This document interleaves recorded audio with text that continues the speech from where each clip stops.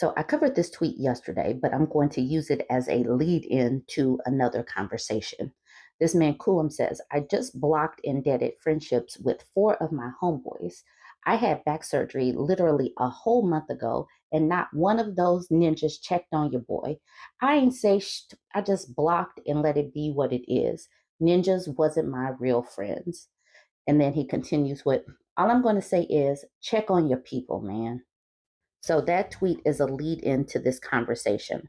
A woman posted these screenshots in my BurbNBougie subreddit. These men really don't have friends, and they kind of make excuses for why they can't create friends. This was asked in the Ask Men subreddit. This person says, Dear men, if you're so lonely, why not just make better friendships with other men? The male loneliness epidemic is something that a lot of people are talking about. Many attribute it to the death of hookup culture and the decline of marriage rates. Whenever I see solutions, it also comes back to women needing to date more men. But if millions of men are lonely, the likelihood of the men in your friendship group are also lonely. What are some of your apprehensions with creating closer and social emotional bonds with other men? Now, even the moderator did not like this. He says, This question is too stupid, even for the Ask Men subreddit. Seriously, why are you asking this question? These people, like I was in a group and they were talking about being platonic friends, men being platonic friends with women, and they don't want to be because the only time they want to be nice to women is when they are trying to get some. And they don't want to be friends with men either. And that's the reason why so many of them are so lonely. Okay, for some of the comments, adding just doesn't magically make something easy to do. And then the OP says, What are the obstacles you perceive in making closer male friendships? The person didn't answer. This person says, As a guy who ain't lonely and I got a girl, I can tell you that the relationship friendship between men and men versus men and women is different. Can't explain it, but it's a different energy entirely. On top of that, the intimacy you get with a girl is nice. You won't get that with no guy friend. So when men try to make it like their bonds with their brothers is so great, this is men talking. Okay, so this person says men are lonely in the sense that they need a life partner, someone to raise a family with, not a friend like a bro or a homie. And so as women pull back, and these people are not even trying to be likable. They're not even trying to listen to what women are saying regarding relationships. So that's the reason why this is going to get worse because as women pull back, these people are going to get lonelier and lonelier because they don't know how to listen to women and they don't want to create these bonds with men. The OP says, but what if you can't get a life partner? What do you do to get your social needs met in the meantime? Putting all of your eggs into one basket means your life will fall apart if your relationship with your life partner does. What will you do then? And this person says, men emotionally are really screwed without a wife or girlfriend. Yes, they should seek connection in other people, but nobody cares about men's feelings. There's nothing we can do to change that societally. Men just aren't emotionally open with other men, and there's nothing we can do to change that societally. It's how men work psychologically. Trying to be emotionally open with men doesn't really work. So it's all somebody else's fault that they can't connect with other humans. Someone else answers, is not how men work psychologically. It's programming from a young age. I think men are much more open emotionally as generations go by. Dorkel says everything psychologically is a mix of nature and nurture. Things are going to keep improving, but us dealing with this right now don't so generations don't have to wait. Waking up tomorrow and being more open will work with a few people, but not most. We keep framing this as an individual responsibility problem, and we have no empathy for men's issues, is the cause I see of it. I'm not exactly sure what the rest of it is saying, but who is going to take up this mantle? It's going to have to be men. A lot of times it's like they are waiting for women to take up the mantle, and women are saying, get someone else to do it. Ernest was really sassy. He says, Shh, never thought of that way. You know what? I'd also just like to have more money. Why don't I just start earning more? So sassy.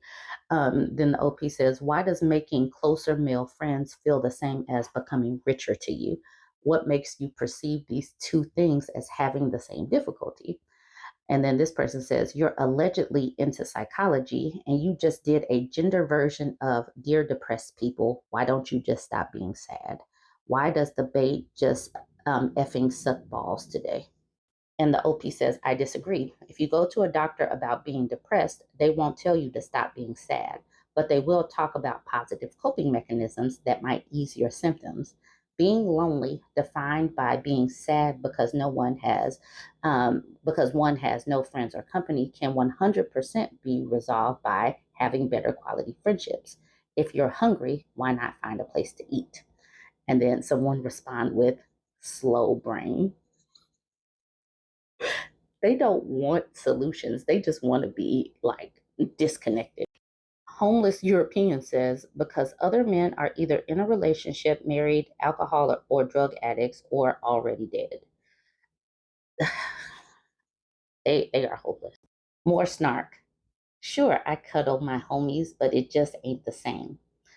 And then the OP responds with, but I see male intimacy when they are drunk. Men hug, they embrace, they squeeze, lift, cuddle, and there's laughter there. If alcohol makes you lose your inhibitions, does that mean that deep down this is how men would like to express themselves with each other?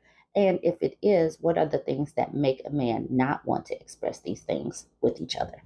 That black bow tie says, so you acknowledge this issue is dating wise and your solution is make friends. I'm not sure how to say anything past that nicely.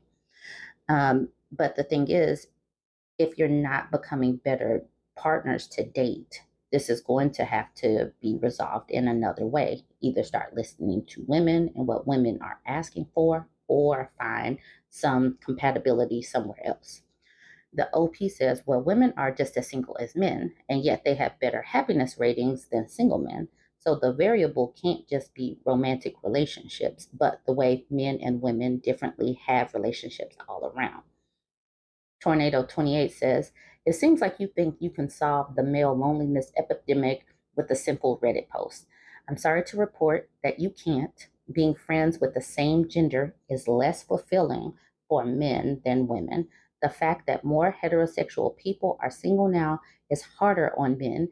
You can't fix that just by telling us to act more like women. The patriarchy has stunted their emotional growth. It really has. They don't know how to connect with people and they don't even really want to try. So I have a big duvet is the one that posted this on my BurbNBougie subreddit. She says in the caption, this is a bit of a deep dive. I had to screenshot it because the menz got mad and deleted the post. Okay, so some of the comments under this post obviously are women because this is my BurbNBougie subreddit. This person says, I just don't have the time to maintain them.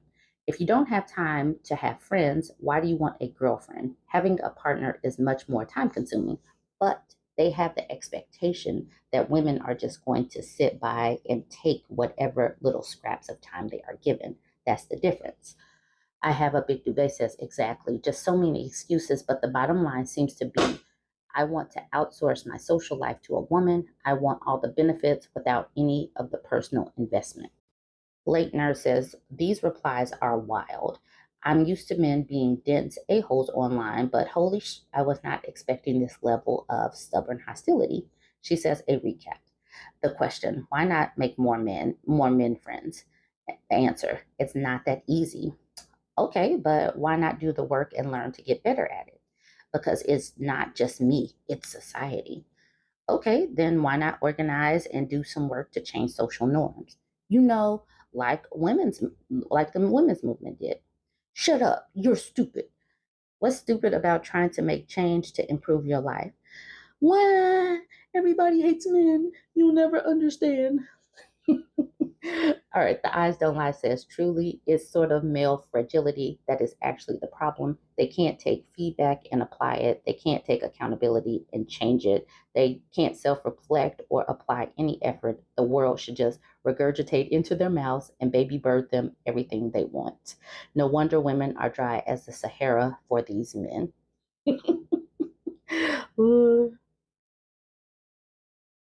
Party Mistake says, I want to beat my head on a wall. What? The knee jerk, what a dumb effing question reply to a question that makes sense is so disappointing.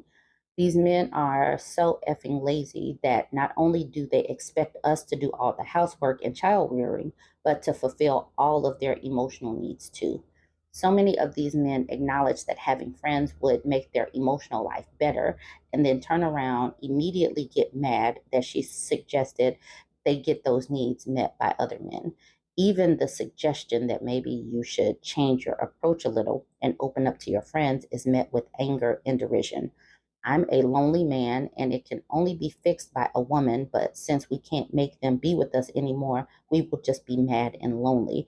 To change is to be like a woman. WTF.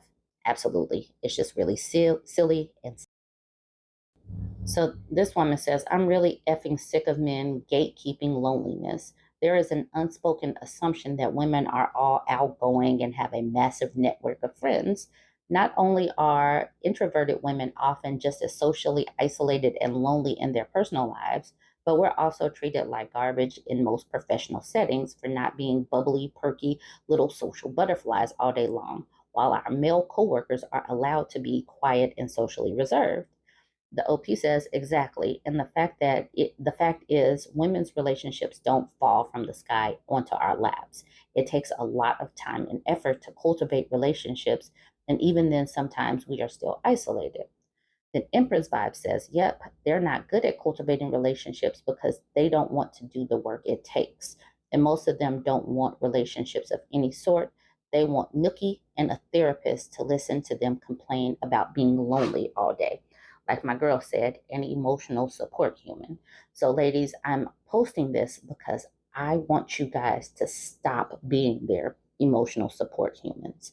Make them learn how to be emotionally compatible with people. The fact that so many women run and do the emotional lifting for them means that they will never cultivate that skill and they have to learn. Otherwise, this male loneliness epidemic will just keep getting worse and we're going to coddle them into never changing. All right, I'm going to end it there. This is a good conversation that is happening over on my BurbNBougie subreddit page. So you can go over there and continue the conversation if you want. This is just a snippet of it. Don't forget to like, comment. I know there are a lot of gray areas in wanting to give your partner the benefit of the doubt, but Nookie should not leave bruises.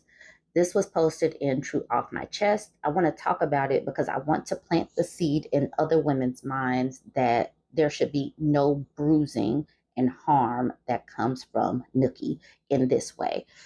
She says, my husband hit me during Nookie and bruised my face. My husband and I went to a wedding over the weekend. We were about to leave for a party when my husband decided he wanted a quickie in our hotel room. I wasn't feeling very spontaneous and I suggested we wait, but I ended up obliging him. I asked him to please be gentle because of my hair and makeup. I didn't want my dress wrinkled, so I began to take it off. But my husband stopped me and said, we don't have time. So again, I just asked him to please be careful. He started getting rough and I said, please. He ignored me and I said something again. He said, what? What is it? I told him my hair and makeup. He says, shh, I'm trying to come. The next time I said his name, he struck me across my face. It was so forceful, I was completely shocked. I was silent until he finished. I went to the bathroom to quickly try to pull myself together. I was holding back tears, so my eyes looked terrible. My cheek was so red. I came out and he was grumbling something about women, like he was trying to make me feel like some kind of nagging wife. Please understand, ladies, that you are more than a nookie robot. You are more than just a bang maid. And what this man did in this scenario is use her body as a fleshlight. There was no love here, no support here. He just used her body, and that's it. In the taxi, I did my best to touch myself up. Before we got out, he whispered, don't act like I haven't been rough before. You're okay, babe, and kissed me. So he told her how she was feeling about this interaction. She says, we honestly had a nice time that evening. He was very attentive and sweet to me, but still I was feeling off and my face was aching terribly. This morning I woke up with a bruise and looking at it, I feel like breaking down in tears. I don't want my child to see when we are home. I know I was being annoying, but I put a lot of effort into getting ready and I just wanted to look like nice. It's so disconcerting that my husband would do this to me. Now, that last paragraph, she simply tried to soften this into, I really made myself up and look what he did to me. Not my face was harmed, my body was harmed, my ego was harmed. There was no love he or the fact that he used her body simply for his pleasure and that's it, and basically discarded her. What he did with this middle thing, we honestly had a nice time that evening. It was like he was trying to make up for his behavior, but he didn't actually apologize. He just softened it. I know that there are some psychology people in my comments in my network that can explain what this dynamic was, being extra aggressive and rough and then turning the switch. I don't know. I know that there's some comment or some word or something that explains what this is. Tricky Seaweed says, your husband assaulted you and banked on you not wanting to make a scene at the wedding in order to get away with it. Then he was love bombing you to keep you confused and placid. I'm sorry to say, but if you just let this go, then he'll feel emboldened to do it again. I strongly advise that you do not cover for him or keep his actions secret. Tell someone you trust, your mom, sibling, best friend, whoever. Make sure someone is aware and looking out for you. So this person says exactly this. He was using the wedding as a cover. He knew she was less likely to make a big deal about his assault, so he could get away with it. Abusers do this a lot. They'll scream and cuss at their significant other right before a family event, so the wife has to suck it up and act normal and pretend like it's all fine instead of addressing the behavior immediately. Then by the time they get home, he pulls the babe. That was forever ago. Why are you still mad? You never let anything go, I swear. BS. We are all familiar with and gaslight you into thinking you're the reason for so many arguments. This comment right here is the exact reason why social media is so powerful, because she literally described the exact scenario. And that is what happened, because this woman is like not going to make a scene at the family event because she doesn't want to ruin it for everyone else. So that makes perfect sense. This person says, and she still felt like she deserved it. She says she knew she was being annoying. This sounds like battered woman syndrome. Okay, I knew someone smart was going to come in and speak what just happened. Bumblebee says this. It doesn't sound like a first time abusing her. I'm sure there's been more.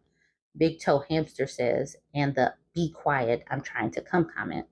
She's the means to an end, nothing more. She was a nookie doll. In her relationship, if her relationship isn't bad now, it's about to get a lot worse. Yes, because he's just using her body. She is a fleshlight, and that's it. And with that, I think I'm going to end this.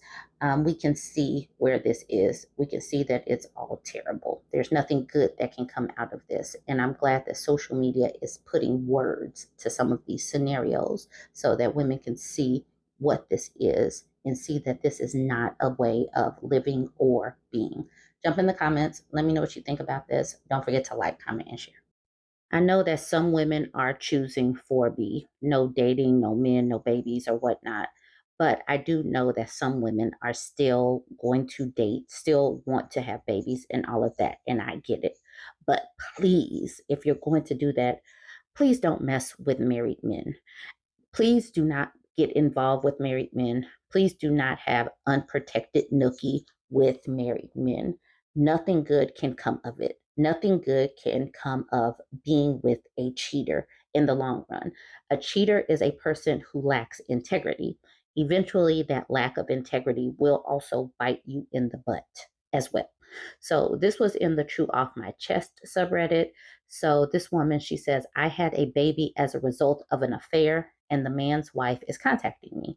She says, I posted about this a few months ago. To summarize very quickly, when I was fresh out of college, I had an affair with a married man and father. I became pregnant. He wanted me to get a abortion.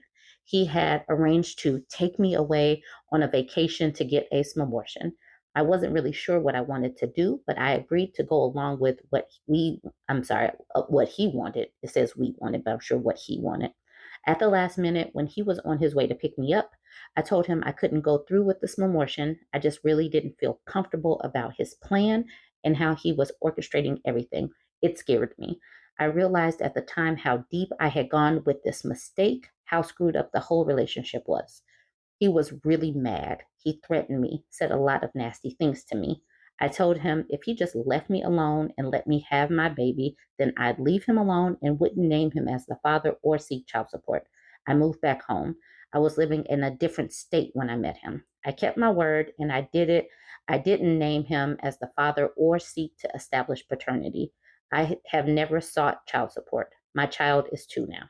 A few months ago, his wife contacted me via social media. At first, she made it seem like she wanted my child to have the opportunity to know his siblings. It was sort of weird since the siblings are teenagers. She said she had divorced him 6 months prior. I agreed to talk to her virtually, not in person. I felt that I owed it to her to apologize for what I had done. I do feel bad about it. But at the end of the conversation, I told her that I didn't feel it was appropriate. It was the appropriate time to connect my son with her kids. He's a toddler and they're teens. Plus, I had promised her husband to stay out of his life. That's when she told me he was recently in a bad accident and that she had been helping to take care of him. Supposedly, he was going to be fine and was barely recovered at that point. But she said he had expressed interest to meet our child. So she was basically his messenger. I have not been in contact with her since. I deleted my social media. I don't know why, but the whole thing just made me really made me uncomfortable since I last posted here. Then I received a handwritten letter from him. In it, he expressed how he wanted to get to know our son. He wants to be a father to our son. He wants to provide financially for him. He'd like us to come visit him. He asked me to sign a paternity affidavit. I refused to do so. I know he is my son's father, but I'm not going to make this that easy for him. After the things he said to me and threatened me with, he at least has to work for this. At that point, my parents felt that we needed to meet with a lawyer. All communication for me has gone through a lawyer. I have never responded to him personally or directly.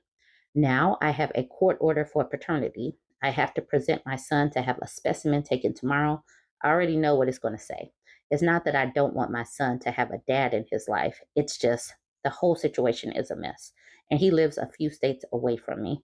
I don't know what to do. I can't really do anything. He's doing things legally. Next, I'm sure he'll petition for some form of custody or visitation. He's not married anymore, supposedly, but he's a lot more established than I am. He has considerably more financial resources. I also know he has all sorts of connections where he lives. Luckily, they don't hold as much weight here in my state, but it's still so scary to me. She says, I'm a bad mom. I brought my son into this world knowing it was a messy situation. I just got so comfortable with it being just the two of us, and now I don't want to give that up. So, this is a whole and complete mess. And I don't know what she's going to do about it, but I use these as conversation starters for the next person. Ladies, I'm going to say it again. Leave these married men the F alone. Practice, keep your womb guarded. Do not procreate with these MFers. Do not procreate with these MFers. You do not know how they're going to behave. And family planning is financial planning. This hits you long term. You're the one that you have to think about these kids as your kids, and you're going to be financially responsible for them. She's already taken the financial responsibility, she's taken on all of the energy. But I'm just saying, not everybody can afford to just do this. And it sounds like she has a support system. Please don't mess with married men. Don't mess with divorced men with children. A lot of times they expect you to run in and do the mom duties. Leave divorced men, married men, separated men. Leave them alone. Just leave them alone. Okay, some of the comments. This person says, good. Now go get your child support payments. And this person says, from birth. And then this person says, in California, child support, if awarded, only goes back to the day you file. You can't wait until a child is 17 and stick a parent with all of that back pay. It's a trade off. It's a trade off. You get the child all to yourself, but you forego support. It doesn't even sound like in this situation she really is tripping on support. She just wants to be left alone. Let's see. What's Cal Objective says the question would be how a retroactive payment of child support works. From my point of view, there was no enforceable obligation. Therefore, you cannot request a late payment from an obligation that does not exist. Perhaps compensation for damages would make sense, but it is somewhat difficult for me to understand. So the thing is, I don't really think that she cares, but this is just basically for other people. I think that women should file for child support immediately, but I guess if you're trying to disappear and be alone with your child, this is not the best strategy.